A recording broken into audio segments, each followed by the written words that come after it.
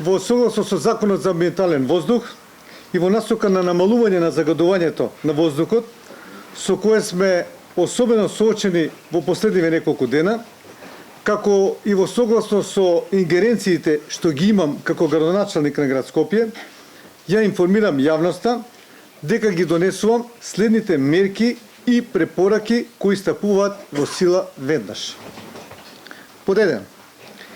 Поведување на бесплатен јавен превоз за сите граѓани во градот Скопје на цела територија на град Скопје, во сите автобуси на јавниот превоз, при што се мисли на автобусите на ЈСП и приватните автобуси, и тоа се до моментот на намалувањето на загадувањето, зашто јавноста дополнително ќе биде известена.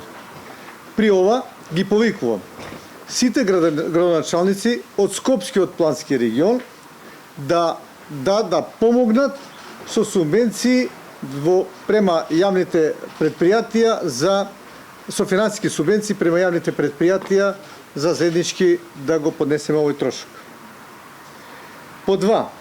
Градот Скопје ќе интензивира заедно со општините, значи препорачувам и на општините, ќе интензивира контролата на градилиштата, со што возилата кои што излегуваат од градилиштата да бидат со измиени и чисти, значи тркала, да бидат покриени горе со церади, за да она што го пренесуваат не загадува како индустријска прашина, како прашина од градилиштата, дополнително не влијае на загадувањето на воздухот во градот Скопје.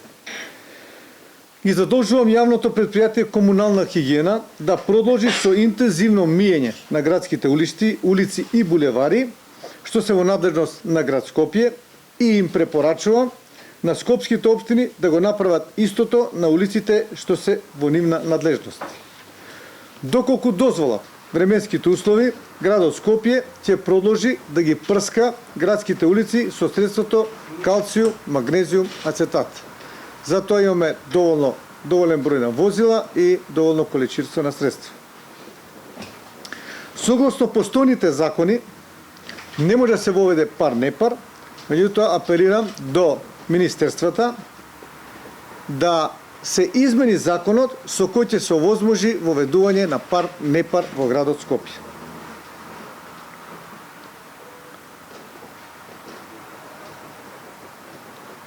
Исто така, апелирам до вработените во градот Скопје да на работа доаѓаат повеќе со јавен превоз, отколку со сопствени автомобили.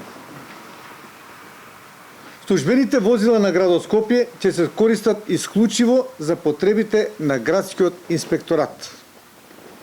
Значи ќе се намали користењето на службените возила во градот Скопје.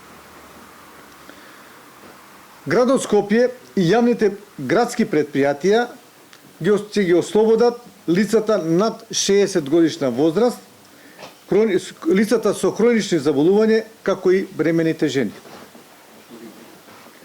Градот Скопје изминативе денови вршеше интензивен инспекцијски надзор на инсталациите што се во негова надлежност и при тоа изврши контрола на 36 инсталации со мерењето на емисиите на PM10 честички. При тоа утврдено е дека ниту една инсталација во наша надлежност не ги надминува граничните вредности. Во врска со шпекулациите што се појавија во јавноста дека топланите го загадуваат градот Скопје, ја информирам јавноста дека инспекцијскиот надзор спроведен од градот Скопје викендов во сите топлани, а тоа се Топлификација АД, Топлана Скопје Север или во Чаир, Балкан Енерджи Груп со топланата во Кираменица и во Карпош и АД Елем Енергетика со топланата во Железара. Исто така топланата во Клиничкиот центар и топланата на болницата 8 септември покажа дека сите посочени топлани работат исклучиво на газ, што значи дека не загадуваат и не поседуваат никаква залиха на мазот и нафта. Комуналните инспектори на градот Скопје во изминатиот период направија 1000 контроли и изрекоа 12 казни на компании заради непочитување на одредбите на одлуката за комунален ред на градот Скопје. Го повикава Министерството за животна средина, Државниот инспекторат за животна средина и општините да извршат засилени контроли над инсталациите што се под нивни ингеренции и при тоа сакам да нагласам дека инспекциите на градот Скопје исто така ќе продолжат со засилени вонредни ноќни дежурства и контроли на инсталациите што се во надлежност на градот Скопје.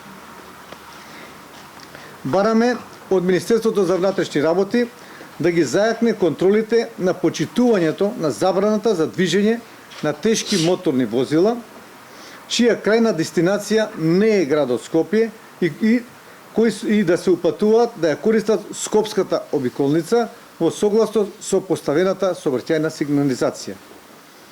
Овие мерки и препораки ќе важат се до надминување на настанатата ситуација со загадувањето на воздухот, односно до намалување на загадувањето под прагот на алармирање.